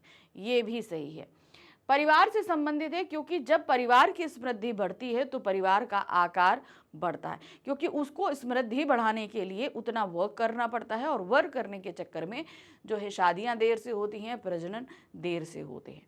तो यहाँ पर कथन ए और कारण आर दोनों सही हैं। दूसरा प्रश्न है, गद्यांश के अनुसार जनसंख्या विस्फोट के विषय में सत्य कथन क्या होगा। चलिए देखते हैं। जनसंख्या विस्फोट के संबंध में यह कथन सत्य है कि इसकी भविष्यवाणी पश्चिमी देशों में औद्योगिक क्रांति के समय जीवित कुछ लोगों द्वारा की गई थी, कि एकदम से जनसंख्या विस्फोट होगा। ये उन्होंने सोचा था कि औद्योगिक क्रांति के बाद जब लोगों के पास पैसे बढ़ेंगे तो हो सकता है बच्चों को पैदा भी उतनी तेजी से हो और जनसंख्या विस्फोट होगा, लेकिन ऐसा हुआ नहीं था। अंतिम अनुच्छेद में कौन सा कार्य किया गया है। देखिए कि अंतिम अनुच्छेद में पहले अनुच्छेद में वर्णित घटना के लिए एक वैकल्पिक स्पष्टीकरण प्रस्तुत किया गया है। अब पहले अनुच्छेद में क्या बात बताई गई थी कि जो औद्योगिक क्रांति के चलते एक अजम्पशन लगाया गया था कि विस्फोट होगा, वो नहीं हुआ, उसका वैकल्पिक स्पष्टीकरण इस बात से प्रस्तुत किया गया कि जब औद्योगिक क्रांति हुई तो लोगों ने उसमें काम शुरू किया, काम करने के चक्कर में व्यस्तता बढ़ी, व्यस्तता बढ़ने के चक्कर में लोगों ने देर से शादी करी, जिससे प्रजनन क्षमता वाली एज निकल जाने के कारण ये जनसंख्या विस्फोट नहीं हुआ, जबकि प्रजनन दर और कम हो गई थी। ठीक है, तो वो एक वैकल्पिक स्पष्टीकरण दिया गया है। प्रश्न संख्या 4 है, औद्योगिक देशों में औसत परिवार का आकार हाल ही में गिरने के संभावित कारण कई हैं। अब इन्होंने क्या बताया, औद्योगिक देशों में औसत परिवार का जो क्या कहते हैं आकार है वो गिरा है, उसके कई कारण हैं। उपर्युक्त कथन के पक्ष में निम्नलिखित तर्कों पर विचार करिए। पहले की अपेक्षा देरी से विवाह करना, औद्योगिक अर्थव्यवस्थाओं में मजदूरों की बढ़ती मांग, शिक्षा का विस्तारित अवधि। तो यहां पर जो कारण सत्य है वो है कारण संख्या 1 और 3।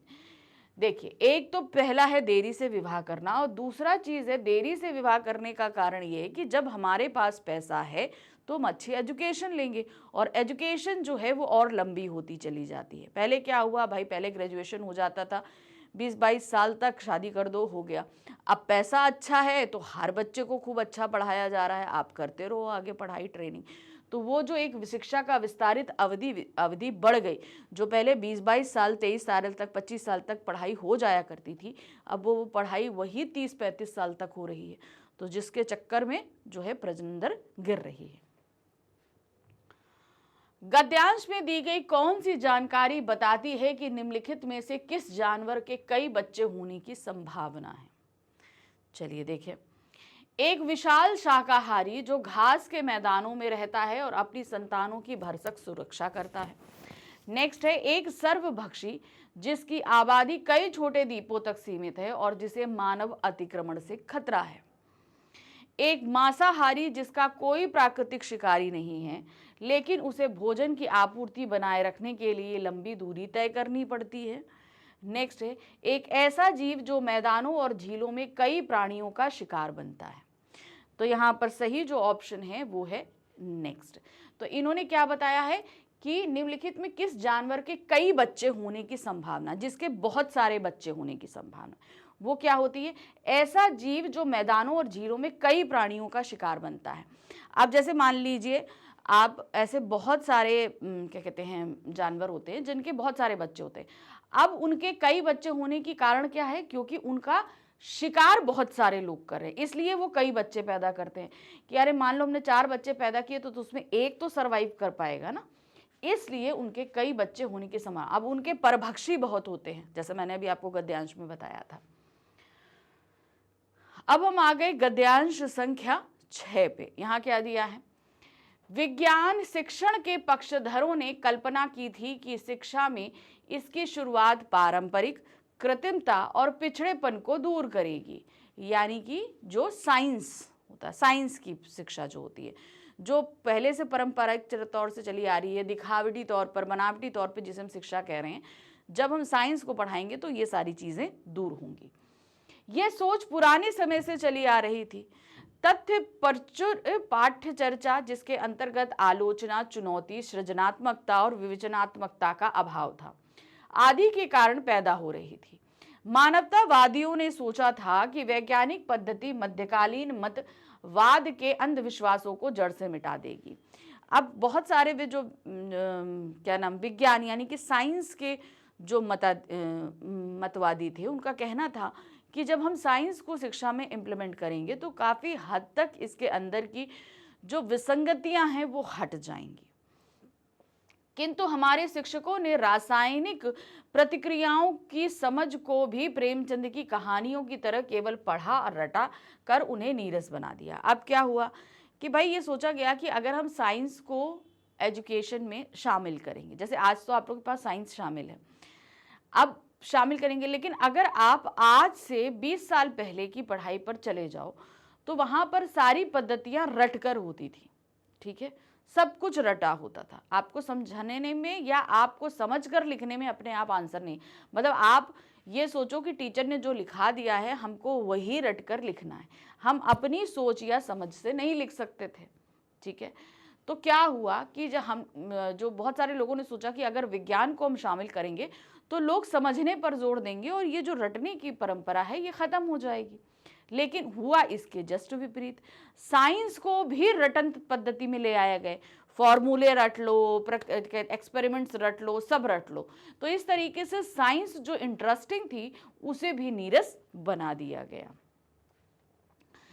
शिक्षा में विज्ञान शिक्षण सम्मिलित करने के लिए यह तर्क दिया गया था कि इससे बच्चे विज्ञान की खोजों से परिचित हो सकेंगे तथा अपने वास्तविक जीवन में घट रही घटनाओं के बारे में कुछ सीखेंगे।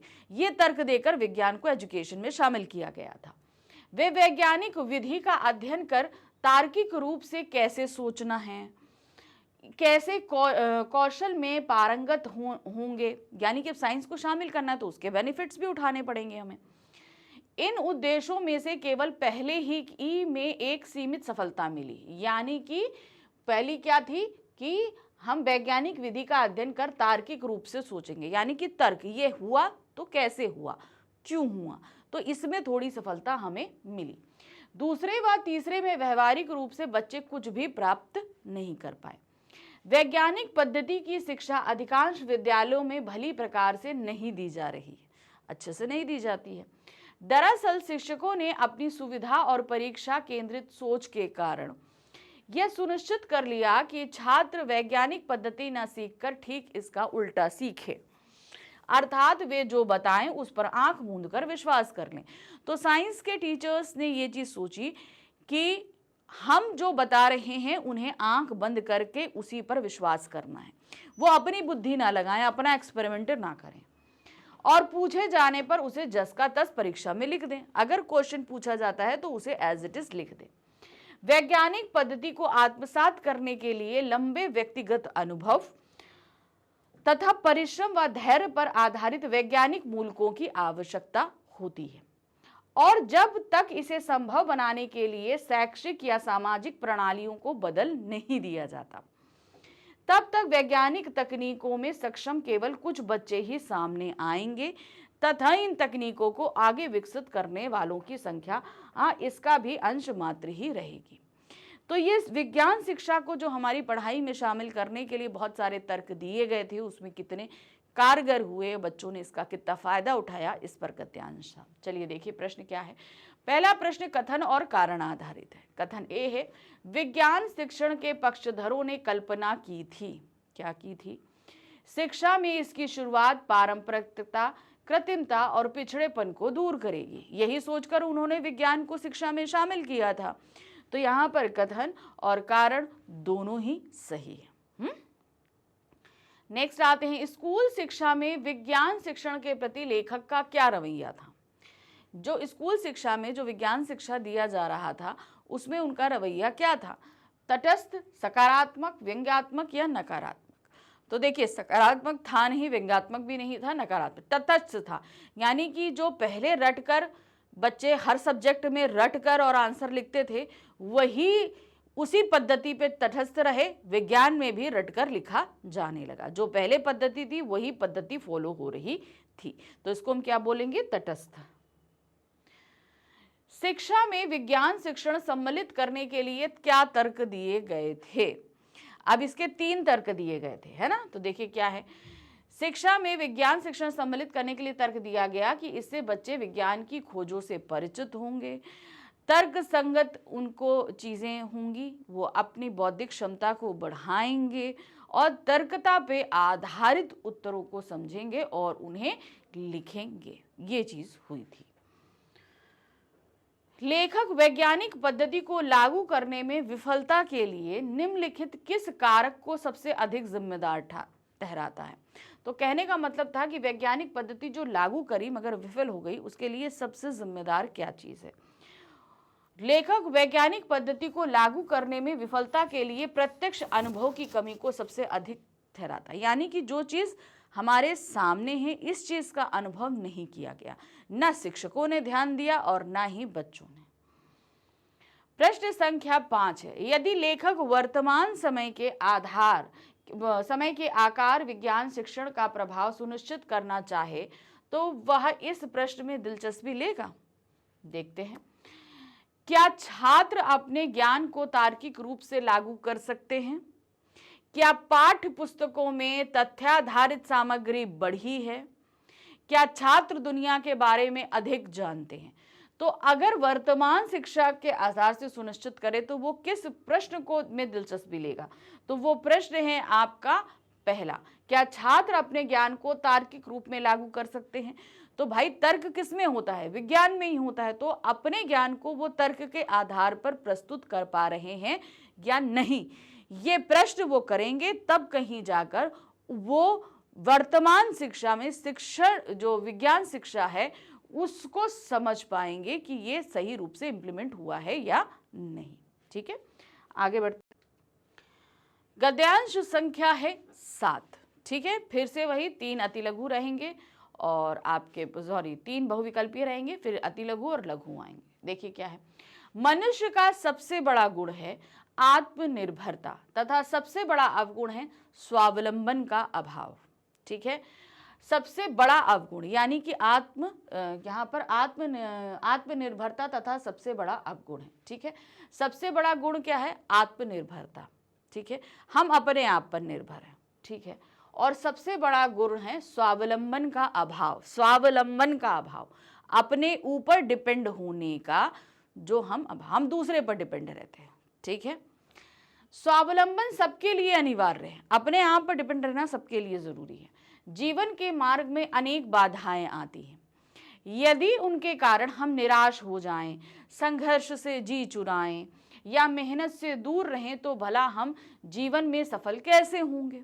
जाहिर सी बात है, स्वावलंबन का मतलब है कि हम अपने, जैसे अब आपको भूख लगी, स्वावलंबन को छोटा सा ऐसे समझो। अब भूख लगी है, अगर आपको बनाना आता है, ठीक है, तो आप किचन में जाओगे, बनाओगे और अपने आप खा लोगे। ठीक है, अगर आपको बनाना नहीं आता तो घर में सारी चीजें मौजूद होने के बावजूद आप भूखे बैठे रहोगे। ये होता है स्वावलंबन, यानी कि अपने ऊपर हम अर्न कर रहे हैं तो अपनी जीविका खुद चला सकते हैं, हम अपने जरूरतों के लिए किसी दूसरे पर डिपेंड नहीं है। ये आत्मनिर्भरता होती है। स्वावलंबन यानी कि अपने पर डिपेंड, अपने सारे काम। अब हम कपड़े धोने हैं, मम्मी कपड़े धो के दे दो, कपड़े धोने आते हैं, अपने आप धो लेंगे, खाना अपने आप बना लेंगे। हम अपने, अगर घर में कोई नहीं है तो हम भूखों नहीं मरेंगे, हम गंदगी में नहीं रहेंगे, हम सारे काम कर लेंगे। आत्मनिर्भरता यानी कि हमारी जो नीड्स हैं, हमें खाना चाहिए, हमें कपड़े चाहिए, इसके लिए हम किसी दूसरे पर डिपेंड नहीं हैं, हम अपना कमा रहे हैं और अपना काम चला रहे हैं। ठीक है, अतः आवश्यक है कि हम स्वावलंबी बने तथा अपने आत्मविश्वास को जागृत करके मजबूत बने। यदि व्यक्ति स्वयं में आत्मविश्वास जागृत कर ले तो दुनिया में ऐसा कोई कार्य नहीं है जिसे वह ना कर सके। स्वयं में विश्वास करने वाला व्यक्ति जीवन के हर क्षेत्र में कामयाब होता है। देखिए, हम अगर अपने आप पे विश्वास कर रहे हैं कि हम जो कर रहे हैं वो सही है, तो आप किसी भी क्षेत्र में आप हमें लेके जाएंगे, हम कामयाबी हासिल कर लेंगे। सफलता स्वावलंबी मनुष्य के पैर छूती है। आत्मविश्वास और आत्मनिर्भरता से आत्मबल मिलता है, जिससे आत्मा का विकास होता है तथा मनुष्य श्रेष्ठ कार्यों की ओर प्रवृत्त होता है। स्वावलंबन मानव में गुणों की प्रतिष्ठा करता है। आत्मसम्मान, आत्मविश्वास, आत्मबल, आत्मरक्षा, साहस, संतोष, धैर्य आदि गुण स्वावलंबन के सहोदर हैं। ध्यान रखिए, अगर हम आत्मनिर्भर हैं तो हमारे अंदर आत्मसम्मान भी रहेगा, अपना सम्मान, आत्मविश्वास, आत्मबल, आत्मरक्षा, साहस, संतोष, धैर्य रहेगा और हम स्वावलंबन तो हैं।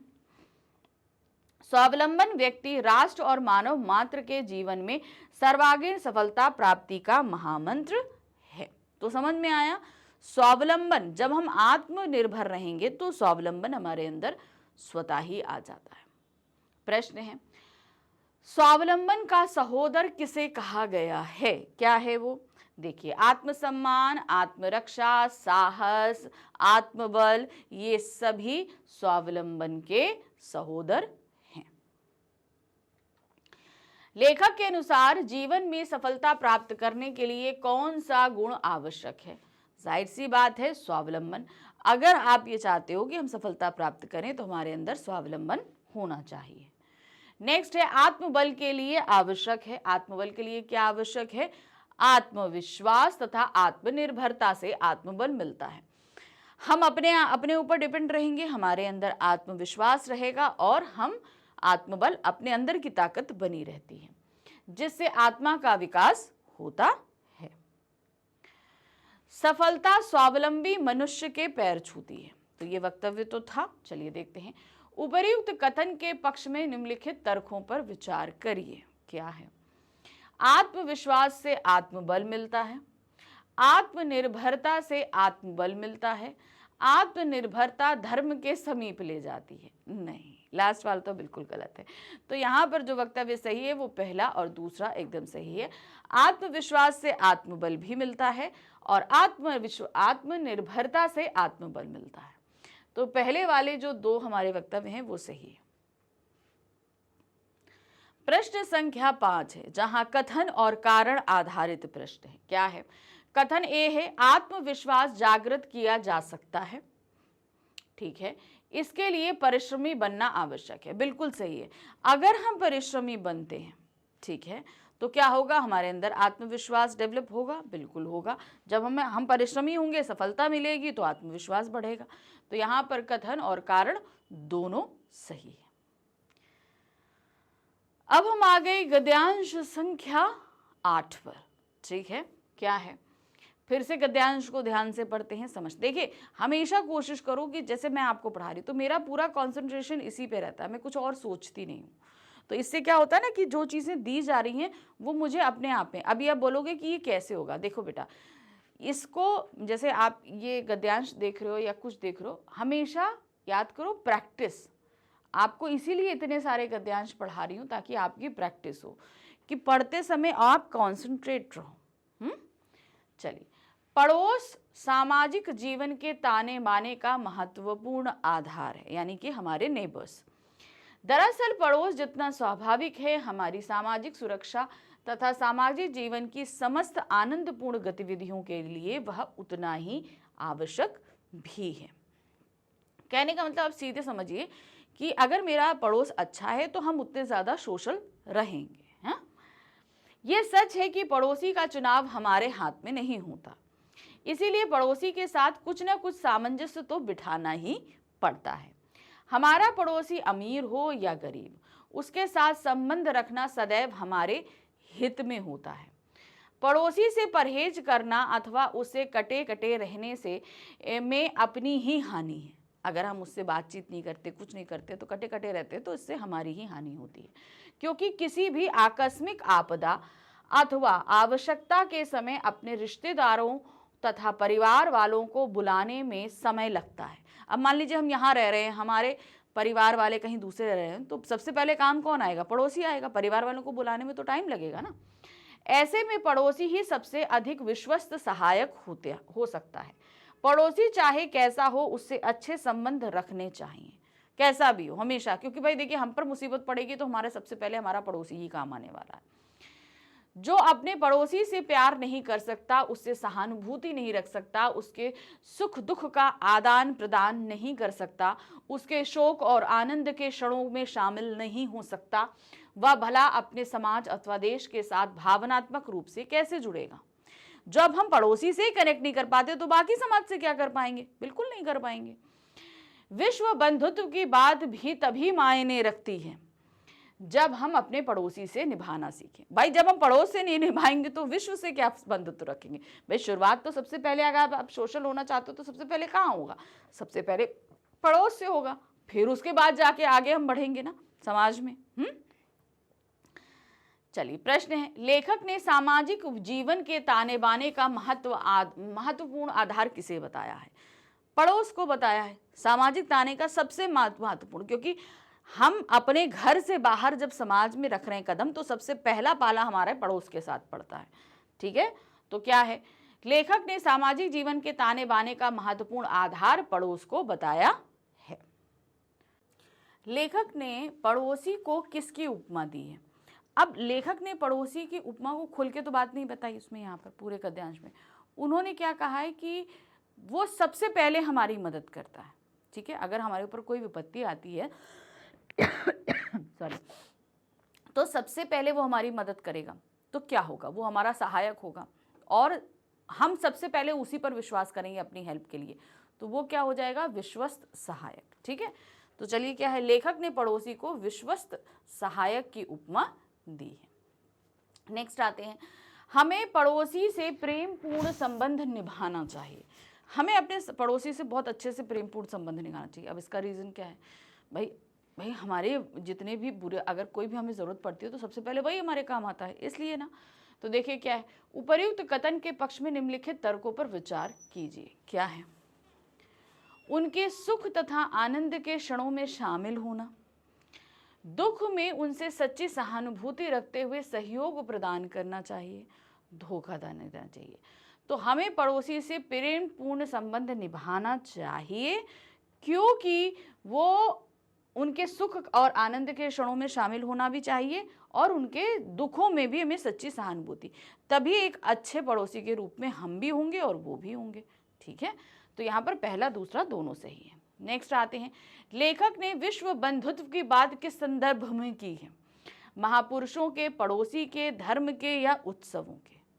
तो किसके संबंध में करी है विश्व बंधुत्व, ये पड़ोसी के संबंध में उन्होंने करी है। नेक्स्ट आते हैं, कथन ए और कारण आर को पढ़कर उपयुक्त विकल्प चुनिए। जो सही एकदम विकल्प है उसे चुनना है।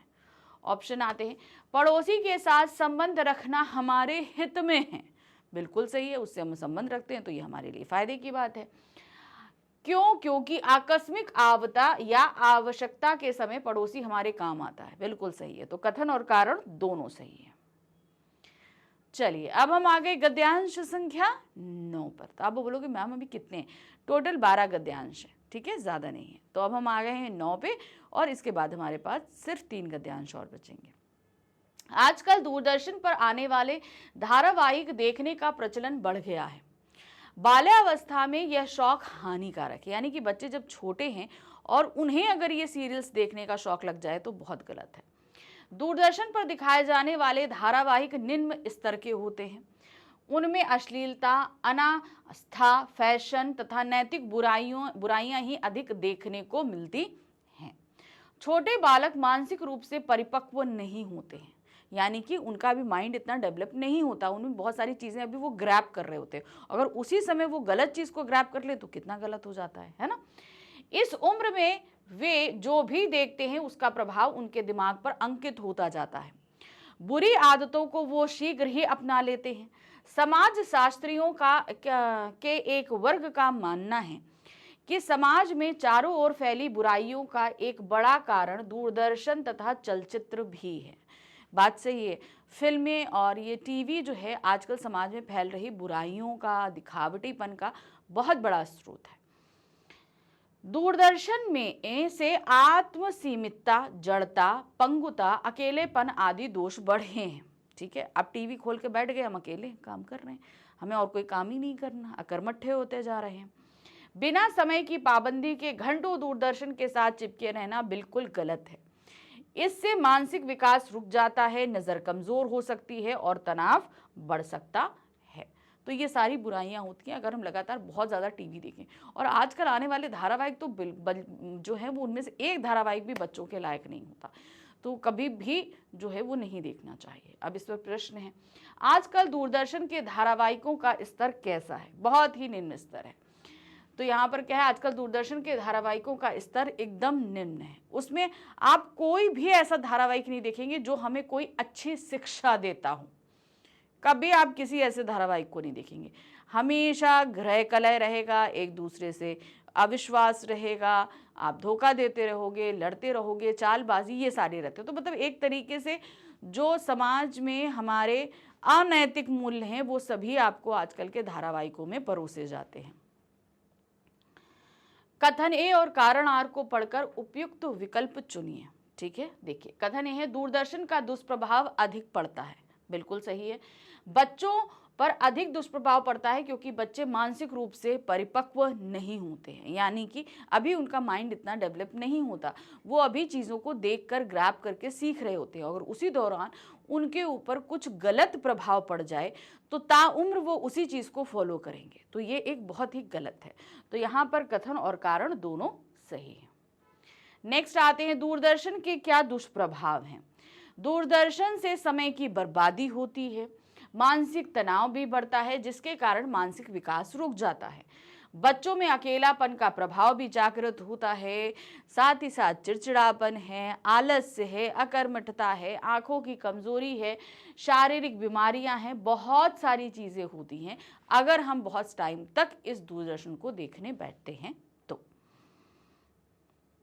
प्रश्न संख्या 4 है, बाल्यावस्था शब्द का संधि विच्छेद कीजिए। बाल्य प्लस अवस्था, ठीक है, बाल्य प्लस अवस्था। चलिए देखते हैं यहाँ पर क्या है। हाँ ठीक है, बिल्कुल सही है, सेकंड वाला आएगा, बाल प्लस अवस्था, बाल्यावस्था। अब देखिए यहाँ पर ला और आ में आपकी संधि हो रही है। ला जो है वो क्या है, उसमें आ है, आ और आ प्लस बन के बड़ा आ होता है। तो यहाँ पर क्या हो रहा है, आधा ला हो जा रहा है, और फिर उसके बाद यहाँ पर क्या हो रहा है, जब ला के साथ आ मिल रहा है तो या बनता है, याद है ना, ला उसके साथ बनता है, संधि बताई थी आपको, उस तरीके से बनता है। तो बाल प्लस अवस्था होता है। नेक्स्ट आते हैं, इस गद्यांश का उपयुक्त शीर्षक दूरदर्शन का दुष्प्रभाव होगा। ठीक है, हमें तो लगता है सही है। उपर्युक्त कथन के पक्ष में निम्नलिखित तर्कों पर विचार कीजिए। चलिए इस कथन पर हम कुछ विचार कर लेते हैं। समाज में चारों ओर फैली बुराइयों का बड़ा कारण दूरदर्शन है। दूरदर्शन से आत्मसीमितता और जड़ता बढ़ती है। दूरदर्शन बालकों के विकास के लिए उपयोगी है। बिल्कुल भी गलत है, यहाँ पर तीसरा वाला तो बिल्कुल ही गलत है। तो यहाँ पर जो सही ऑप्शन है वो है आपका पहला और दूसरा। समाज में चारों ओर फैली बुराइयों का बड़ा कारण दूरदर्शन और चलचित्र है। ठीक है, दूरदर्शन में आत्मसीमितता और जड़ता बढ़ती है, यानी कि हम सिर्फ सेल्फ सेंटर्ड हो जाते हैं और हम जो है हमारे अंदर वो भावनाएं नहीं रह जाती, ये एक बात हो जाती है। अब है गद्यांश संख्या 10। यहाँ क्या दिया गया है, दार्शनिक अरस्तु ने कहा है प्रत्येक व्यक्ति को उचित समय पर उचित व्यक्ति से उचित मात्रा में उचित उद्देश्य के लिए उचित ढंग से व्यवहार करना चाहिए। यानी सही समय पर सही व्यक्ति से सही मात्रा में और सही उद्देश्य के साथ व्यवहार करना चाहिए। मतलब सामने व्यक्ति जो है उस व्यक्ति को, परिस्थितियों को, सब कुछ देखकर हमें उसका मान सम्मान करना चाहिए, व्यवहार करना चाहिए, हमें बिहेव करना चाहिए। वास्तव में प्रत्येक वाणी का संबंध एक एक क्षण से रहता है, यानी कि एक एक सेकेंड्स के साथ रहता है, किंतु व्यक्ति उसका महत्व नहीं समझता। अधिकतर व्यक्ति सोचते हैं कि कोई अच्छा समय आएगा तो काम करेंगे, यही होगा ना, हमको कोई अच्छा होगा तो हम करेंगे। इस दुविधा और उधेड़ बुन में वे जीवन के अनेक अमूल्य क्षणों को खो देते हैं। किसी व्यक्ति को बिना हाथ पांव हिलाए संसार की बहुत बड़ी संपत्ति छप्पड़ फाड़ कर कभी नहीं मिलती। आप चाहते हो बहुत ज्यादा धनवान होना तो उसके लिए आपको मेहनत करनी पड़ेगी, और अगर आपको पैतृक संपत्ति भी चाहिए तो आपको व्यवहार में उतनी सरलता लानी पड़ेगी। समय उसी के रथ के घोड़ों को हाँकता है जो भाग्य के भरोसे बैठना पौरुष का अपमान समझते हैं। यानी कि भाग्य के भरोसे नहीं बैठना, अपना कर्म करते रहिए, आपको सफलता अवश्य मिलेगी। जो व्यक्ति श्रम और समय का पारखी होता है, लक्ष्मी भी उसी का वर्ण करती है। समय की कीमत ना पहचानने वाले समय बीत जाने पर सिर धुनते रह जाते हैं। समय निरंतर गतिमान है, इसीलिए हमें समय का मूल्य समझना चाहिए। साथ ही समय अनुसार काम भी करना चाहिए, यानी समय के अनुसार हमें व्यवहार भी करना चाहिए। सफल जीवन की यही कुंजी है।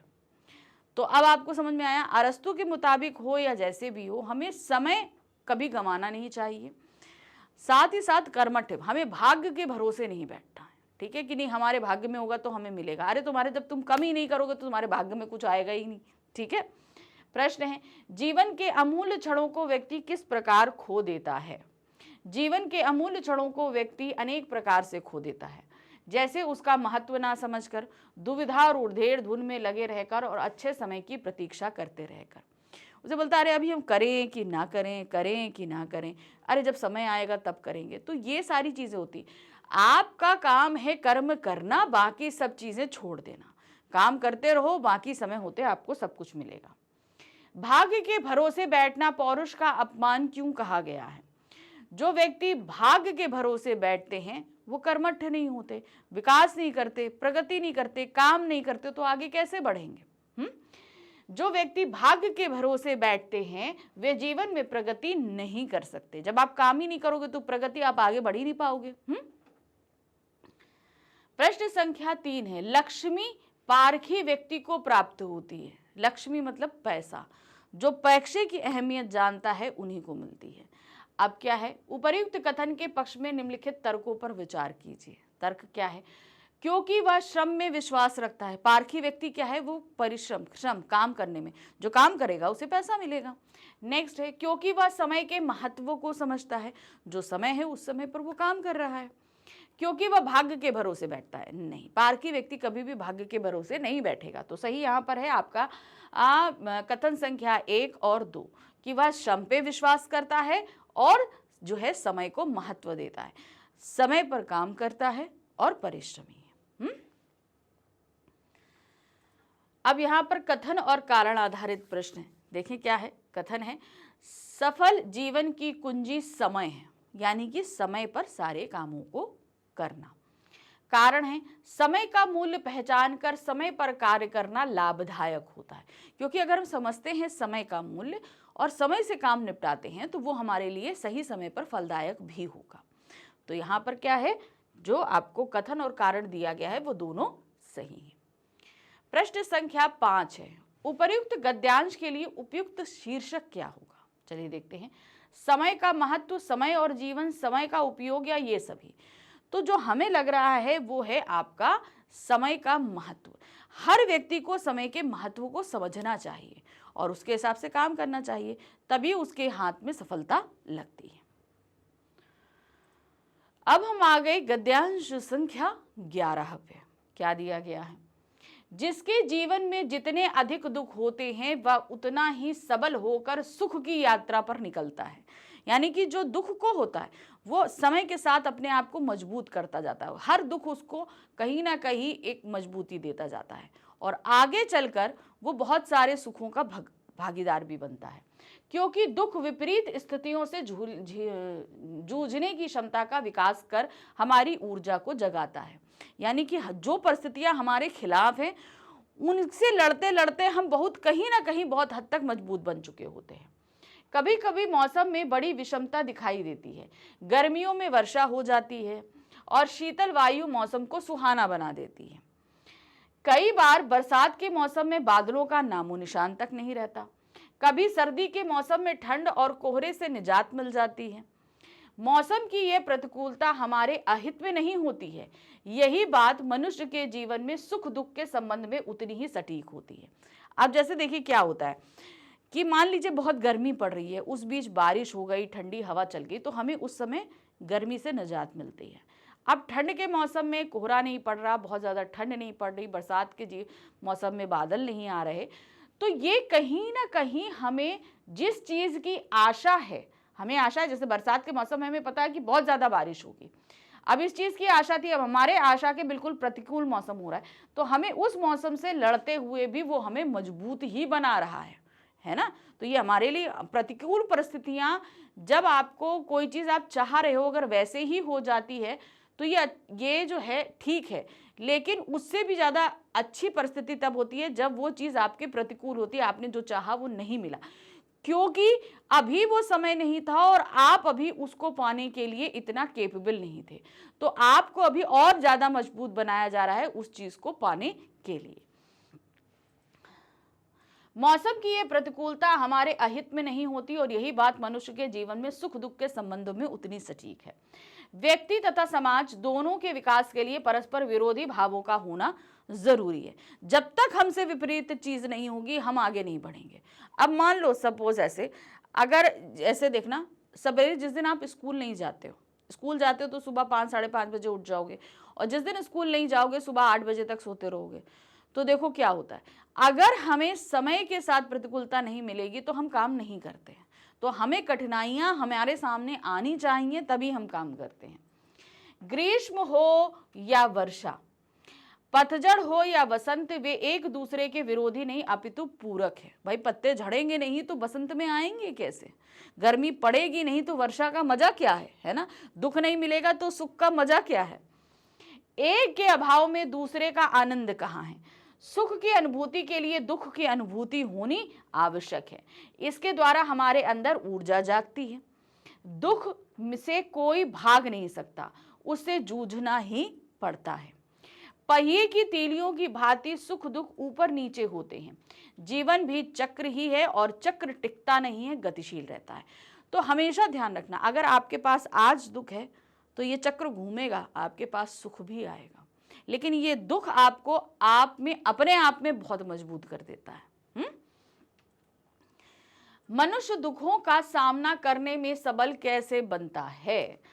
जब उसके पास प्रतिकूल परिस्थितियां आती हैं तो उनसे लड़ता हुआ उसकी क्षमता बढ़ती रहती है। मनुष्य दुखों का सामना करने से सबल बन जाता है। विपरीत परिस्थितियों से जूझने की क्षमता का विकास उसके भीतर हो जाता है। अब हम भाई ये दुख हमें क्या कर रहे हैं, कहीं ना कहीं हमें अपने अंदर से मजबूत करते हैं उन परिस्थितियों से लड़ते हुए।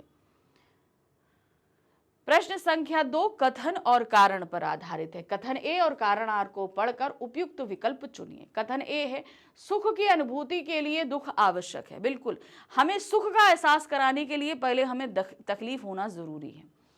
दुख की अनुभूति से परिस्थितियों से जूझने की क्षमता मिलती है। ठीक है, तो यहां पर हम देख रहे हैं कि कथन और कारण दोनों सही है।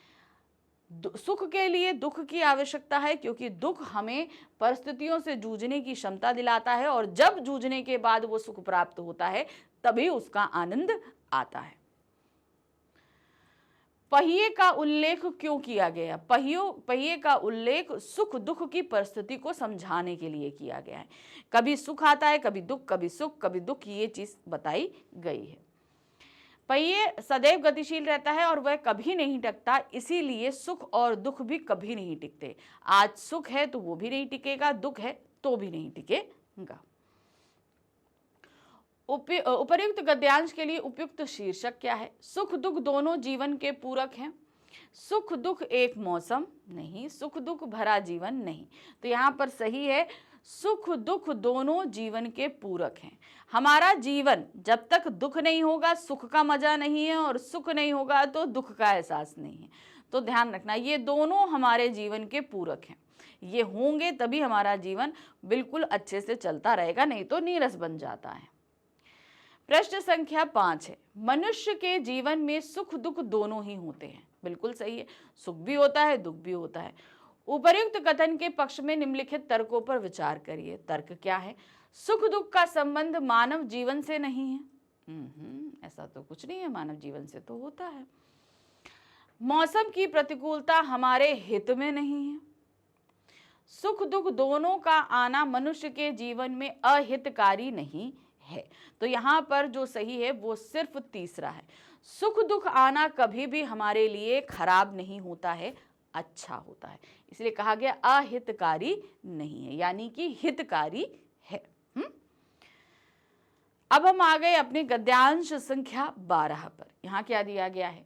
देश की आजादी के लगभग 69 वर्ष हो चुके हैं और आज जरूरत है अपने भीतर के तर्क प्रिय भारतीयों को जगाने की। पहले नागरिक और फिर उपभोक्ता बनने की। ठीक है, उपभोक्ता यानी कि हम जैसे कंज्यूमर जिसे हम बोलते हैं, ठीक है, कस्टमर हम जिसे बोलते हैं। हमारा लोकतंत्र इसीलिए बचा है कि हम सवाल उठाते रहे हैं, लेकिन वह बेहतर इसलिए बन पाया है क्योंकि एक नागरिक के रूप में हम अपनी जिम्मेदारियों से भागते रहे हैं। किसी भी लोकतांत्रिक प्रणाली की सफलता जनता की जागरूकता पर ही निर्भर करती है। एक बहुत बड़े संविधान विशेषज्ञ के अनुसार किसी मंत्री का सबसे प्राथमिक, सबसे पहला जो गुण होना चाहिए वह यह है कि वह ईमानदार हो और उसे भ्रष्ट नहीं बनाया जा सके। ठीक है, ईमानदार। आप चाहे जितनी कोशिश कर लो वो किसी तरीके से भ्रष्टाचार में लिप्त ना होने पाए। इतना ही जरूरी नहीं बल्कि लोग देखें और समझें कि यह आदमी ईमानदार है। वो इसका होना नहीं, लेकिन दूसरे उसको देखें और सीखें, ये भी जरूरी है। उन्हें उनकी ईमानदारी में विश्वास होना चाहिए। इसीलिए कुल मिलाकर हमारे लोकतंत्र की समस्या मूलतः नैतिक समस्या है। संविधान, शासन प्रणाली, दल, निर्वाचन, ये सब लोकतंत्र के अनिवार्य अंग है। तो लोकतंत्र बना ही इसी से है। अब निर्वाचक आयोग नहीं होगा तो भाई किस तरीके से निर्वाचन होगा? तो लोकतंत्र का ये महत्वपूर्ण अंग होता है। पर जब तक लोगों में नैतिकता की भावना रहेगी, लोगों का आचार विचार ठीक ना रहा, तब तक अच्छे से अच्छे संविधान और उत्तम राजनीतिक प्रणाली के बावजूद लोकतंत्र ठीक से काम नहीं कर सकता। स्पष्ट है कि लोकतंत्र की भावना को जगाने व सर्वविदित करने के लिए आधार प्रस्तुत करने की जिम्मेदारी राजनीतिक नहीं बल्कि सामाजिक है। आजादी और लोकतंत्र के साथ जुड़े सपनों को साकार करना है तो सबसे पहले जनता को स्वयं जागृत होना होगा। जब तक स्वयं जनता में नेतृत्व पैदा नहीं होता तब तक कोई भी लोकतंत्र सफलतापूर्वक नहीं चल सकता है। तो जनता का जागरूक होना जरूरी है, उसे समझना जरूरी है, तभी एक लोकतंत्र सफलतापूर्वक चल सकता है। अब इस पर है 5 प्रश्न। पहला प्रश्न है, लगभग 69 वर्ष की आजादी के बाद नागरिकों से लेखक की अपेक्षाएं क्या हैं? लगभग 69 वर्ष की आजादी के बाद नागरिकों से लेखक की अपेक्षा यह थी कि वे तर्कप्रिय हों। यानी कि तर्कप्रिय का तात्पर्य है कि अगर कोई चीज हो रही है तो वो क्यों हो रही है, किस लिए हो रही है, क्या फायदा है, ये चीजें सरकार से प्रश्न करने के लिए वो केपेबल होनी चाहिए। तो एक लोकतंत्र में लोगों का प्रश्न उठाना और उत्तर पाना ये एक हक होता है, ठीक है। तो उनका तर्कप्रिय होना जरूरी है। कथन और कारण आधारित प्रश्न है। कथन ए और कारण आर को पढ़कर उपयुक्त विकल्प चुनिए। कथन ए है, हमारे लोकतांत्रिक देश में कई चीजों का अभाव है, ठीक है। दूसरा है, मुख्यतः जिम्मेदार नागरिकों का अभाव है, यानी कि जो रिस्पॉन्सिबल पर्सन है उनका अभाव है। तो यहाँ कथन और कारण दोनों सही है। देखिए, किसी भी लोकतंत्र का जो बेसिक स्तंभ होता है वो जनता होती है। अगर जनता ही जागरूक नहीं होगी तो एक लोकतंत्र जो है वो एक जो सही तरीके से लोकतंत्र काम करता है वो काम नहीं कर पाएगा, क्योंकि यहाँ पर सबसे पहली कड़ी तो लोग है ना, यानी जनता है। तो जनता का जागरूक होना पहले जरूरी होता है। प्रश्न संख्या 3 है, किसी मंत्री की विशेषता होनी चाहिए। देश की बागडोर संभालने वाला, मिलनसार और समझदार, सुशिक्षित और धनवान, ईमानदार और विश्वसनीय। तो क्या होना चाहिए? वो है आपका ईमानदार और विश्वसनीय। बहुत ही ज्यादा लॉयल होना चाहिए और लोग उस पर विश्वास कर पाए, ये एक नेता के अंदर खूबी होनी चाहिए। प्रश्न संख्या 4 है, लोकतंत्र की सफलता कई चीजों पर निर्भर करती है। ठीक है, ये वक्तव्य तो था। अब इस पर क्या दिया गया है? उपयुक्त कथन के पक्ष में निम्नलिखित तर्कों पर विचार कीजिए। पहला तर्क है, सत्ता पर पूरा विश्वास हो। ठीक है, बात सही है कि जो हमने सत्ता खड़ी करी है वो उस पर हमें ट्रस्ट होना जरूरी है, क्योंकि लोगों के द्वारा वो सत्ता खड़ी की गई है, इसीलिए वो लोकतंत्र है। नेताओं के वादे पर निर्भर हो, लोगों में स्वयं ही नेतृत्व की भावना हो। नहीं, तो यहां पर सही क्या है आपका?